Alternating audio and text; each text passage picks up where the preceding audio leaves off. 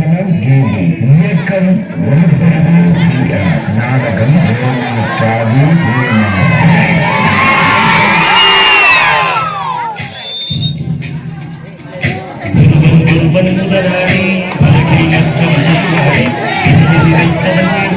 அதை வென்று உழைத்தவன் அறிவாளி.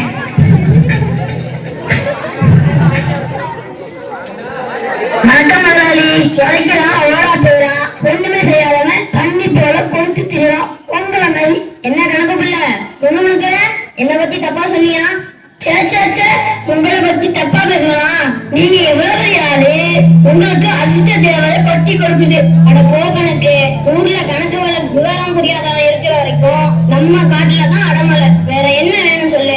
எத்தனை காலம் தான் ஏமாற்றுவாய் நாட்டிலே இந்த நாட்டிலே. என்ன கணக்கு? நம்ம நிலத்தை குத்தெடுத்திருக்கானே சிவசாமி, அவங்க கிட்ட இருந்து பணம் வந்துட்டா இன்னைக்கு கொண்டு வர சொல்லியிருந்தான் முதலாளி. வந்துருவான். இதோ வரானே சிவசாமி. வாப்பா வா. உன்னை பத்தி தான் முதலாளி கேட்டுட்டு இருந்தாரு. என்ன குத்தகை நல்லா கொண்டு வந்திருக்கியா? ஐயா முதலாளி வணக்கம். நான் குத்தகை பாக்கி எவ்வளவு தரணும்னு சொல்லுங்க, கணக்கு தீர்த்துருவோம். சிவசாமி கிட்ட எவ்வளவு வாங்கணும்? உங்களை பத்தி தெரியாத முதலாளி, நான் பாத்துக்கிறேன். சிவசாமி விளைச்சல்ல 3 பங்கு என்று பேசணும். இப்ப 90 மூட்டை விளைஞ்சிருக்கு உனக்கு. அதனால 30 மூட்டைய நீ எடுத்துக்கோ. 60 மூட்டைய முதல்ல கொடுத்துரு. என்ன நான் சொல்றது? ஐயா என்னவோ எனக்கு கணக்கு தப்பா தெரியுது. அட போடா, எழுத்தா பேசுற நீ. குத்தகைய நிப்பாட்டிடுவான் பாத்துக்கோ. அப்புறம் சோத்துக்கு ஜிங்கிதான் அடிக்கணும். ஆமா, ஜிங்கிதான் அடிக்கணும். ஐயா முதலாளி, நான் விவரம் இல்லாம ரேட்டு மன்னிச்சிருங்க. நீங்க கேட்ட 60 மூட்டையும் தந்துடுறேன். இதோ இந்த நெல்லை போய் கொண்டு வந்துடுறேன். எப்படி முதலாளி? விளைச்சலும் 3 பங்கு உங்களுக்கு, ஆனா நைக்கா 1 பங்கு அவனுக்கு பண்ணிட்டீங்களே. அதான் கணக்கு. கணக்கு உலக தெரியாதவன் இருக்கிற வரைக்கும் ராம ஆண்டாலோ ராவண ஆண்டாலோ எனக்கு ஒரு கவலை இல்ல. என்ன இது வரைக்கும் கணக்கு வழக்குல ஏமாத்தியே காண வரைட்டீங்க. இனிமே நீங்க ஏமாத்த கஷ்டம்னு தோணுது எனக்கு. அப்படியா சொல்ற? பாப்போம்.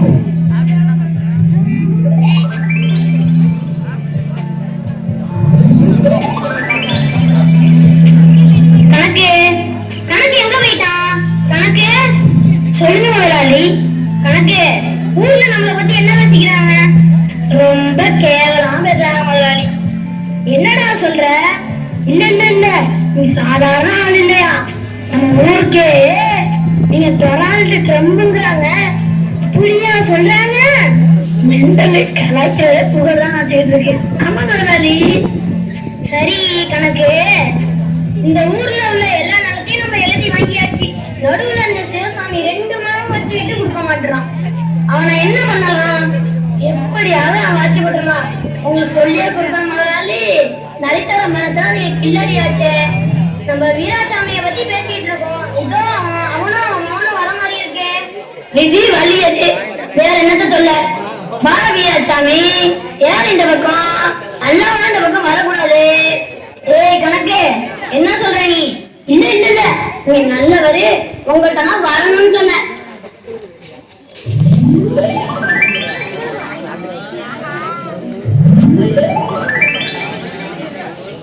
என் பேரு வீராசாமிங்க. இந்த ஊரு தான். அவ மகராசியா பூ போட்டுமா போய் சேர்ந்துட்டா. நான் உண்டியா கஷ்டப்பட்டுட்டு இருக்கேன். இருக்கிற 2 மான நிலத்தை விவசாயம் பண்ணி காலத்தை ஓட்டிட்டு இருக்கேன். எனக்கு ஒரு நம்பிக்கை இருக்குங்க. என் மகன் ராஜ கணக்கா இருப்பான். அதான் ராஜான்னு பேரு வச்சிருக்கோம். காலேஜ்ல படிக்கிறாங்க. ரொம்ப புத்திசாலி பையன். கணக்கு பாடம் தான் அப்படி படிப்பான். இன்னைக்கு ஊருக்கு வரேன்னு சொல்லியிருக்கான். பஸ்ல வரானா, அதான் காத்துட்டு இருக்கேன். பஸ் வருது.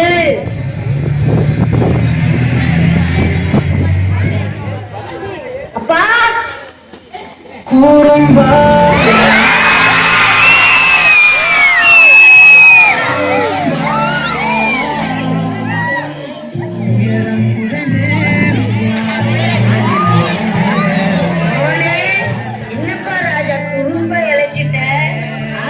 சாப்பாடுலாம் போடுறாங்கள, அதெல்லாம் நல்லா இருக்குப்பா. அதெல்லாம் எனக்கு பிரச்சனை இல்லை. என்னோட பிரச்சனையே வேற. என்னப்பா வேணும் சொல்லு. அப்பா நான் இருக்கேன். அப்பா அப்பா எனக்கு பணம் தேவைப்படுதுப்பா.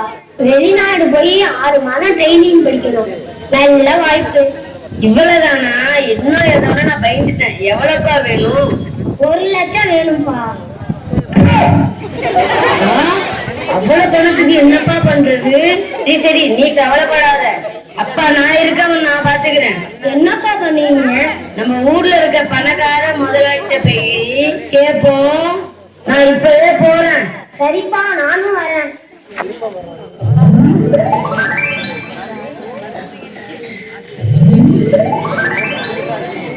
ஐயா முதலாளி, எனக்கு அவசரமா 1 லட்சம் பணம் வேணுமா? அப்படியா? கேட்காத நீ கேட்டுட்ட. என்ன செய்யணும் உனக்கு? நான் வேணும்னா நம்ம பணம் காய்க்கிற மரத்துல ஏறி 1 லட்சம் பணம் வச்சிருக்கோம் முதலாளி.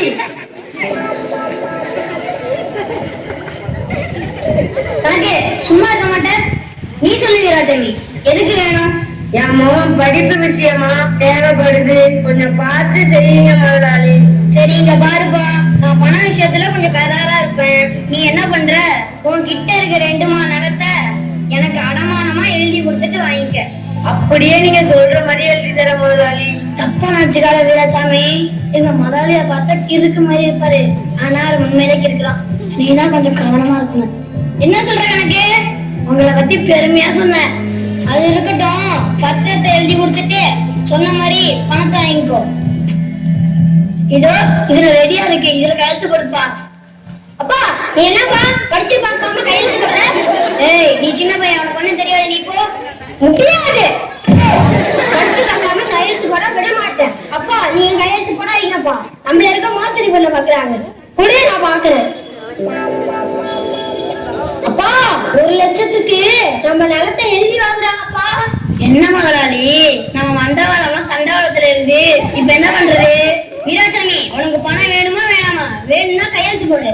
என் பையன் கணக்கு படிக்கிற பையன், விவரமான பையன்.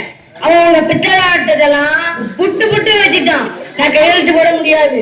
அப்ப பணத்துக்கு என்ன பண்ணுவ? இப்படி ஏமாத்துற உங்கள்கிட்ட பணத்தை வாங்குறத விட நான் பேங்க்ல போய் கல்வி கடன் கேட்போம். பாப்பா போவோம். என்ன முதலாளி, பழம் அழுவி பால் விழுன்னு பார்த்தா பாலம் கழுத்துல விழுந்துட்டு இந்த தடவை தப்பிச்சுட்டான். இனிமே எப்போது மாட்டாமையா போறான், அப்ப பாத்துக்குவோம். அடடே, அந்த சிவசாமியும் அவன் பையனு கூட்டம் இருக்கே. சரி சரி, சைத்தான் நடந்து வருது. என்ன சிவசாமி, வேக வேகமா பையனை அழைச்சிட்டு வர? புத்தக நெல்லு கொண்டு வந்திருக்கியா? முதலாளி, ஒண்ணும் தெரியாதுன்னு நினைச்சிட்டீங்களா? கட்டி வீட்டுல என் பையன் படிக்கிறான். நீங்க எழுதி கொடுத்த புத்தக பத்திரத்தை கரெக்டா படிச்சு சொல்லிட்டான். வர்றா தம்பி. பத்திரம் புலியூர் கிராமத்தில் இருக்கும் சிவசாமி ஆகிய நான் வேற்படு கிராமத்தில் வசிக்கும் பண்ணையார் பன்னீர்செல்வத்திடம் எழுதிய பத்திரம். அப்பா இதுல புத்தகம் 3ல் 1 பங்கு என்று தெளிவா போட்டிருக்கு. நீ ஏமாந்துடாத. 30 மூட்டை தான் கொடுக்கணும் அவங்களுக்கு, மீதி 60 மூட்டை நமக்கு. புரிஞ்சுதா? முதலாளி, நீங்க வீராசாமி ஏமாத்த பாத்தீங்க. அவனும் அவன் பையனும் சொல்லிட்டான். அவங்க எல்லாம் வராங்க. எதுக்குடா வரீங்க எல்லாரும்?